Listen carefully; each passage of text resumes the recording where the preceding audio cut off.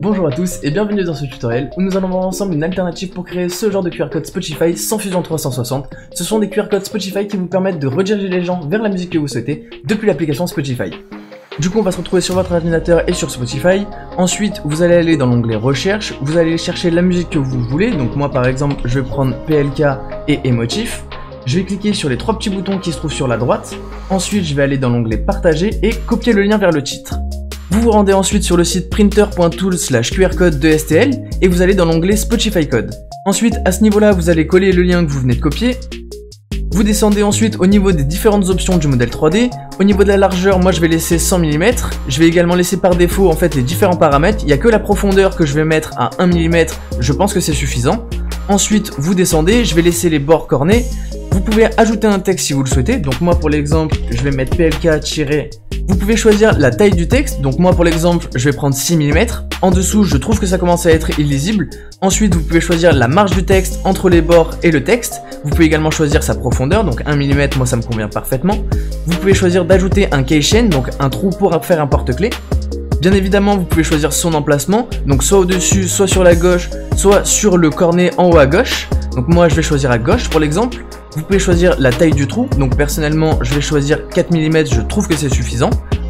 Ensuite vous remontez, vous pouvez choisir la profondeur minimale du QR code Spotify, la marge entre le bord et le QR code, donc moi personnellement je vais définir à 2 mm, je trouve que c'est suffisant. Et ensuite vous pouvez choisir d'ajouter l'option QR code Fill qui va vous permettre de choisir une profondeur différente pour chaque petit bloc et créer un espèce d'effet architectural. Pour l'exemple je vais laisser par défaut.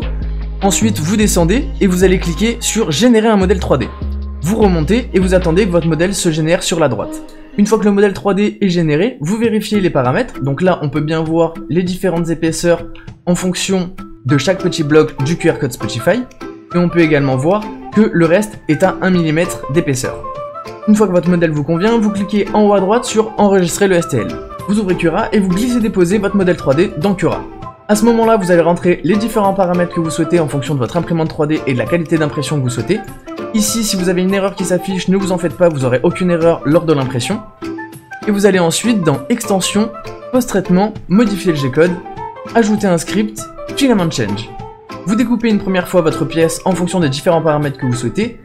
Vous cliquez sur Aperçu et ensuite, vous allez descendre cette petite molette pour aller vérifier à quel endroit il faut que le filament se change. Donc moi personnellement, ça va être entre la couche numéro 5 et la couche numéro 6.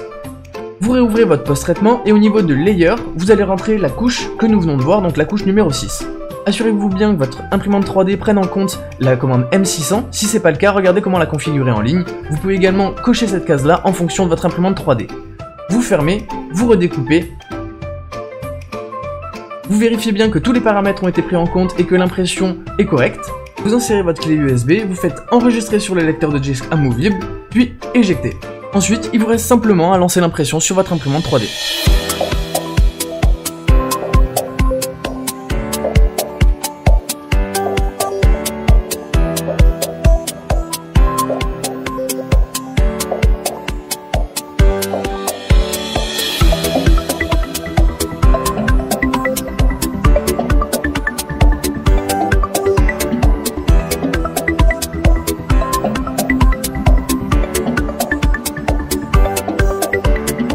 Du coup, maintenant que l'impression est terminée, on va pouvoir comparer un peu les deux styles d'impression, celle réalisée avec Fusion 360 et celle réalisée sans Fusion 360.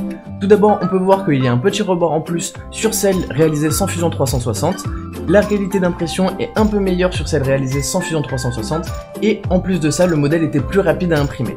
En plus, on a pu rajouter plus facilement le petit message qu'il y a juste en dessous et on a pu rajouter également un petit keychain, donc un petit truc pour faire un porte-clés beaucoup plus facilement. Au niveau de la solidité, sur celle réalisée sur Fusion 360, j'avais réalisé avec 2 mm d'épaisseur la petite plaque et 3 mm environ le QR code. Sur celle réalisée sans Fusion 360, comme vous avez pu le voir, j'ai choisi plutôt 1 mm et ensuite j'ai choisi de réaliser la petite ville sur le QR code, ce qui permet de réaliser un petit effet sympa.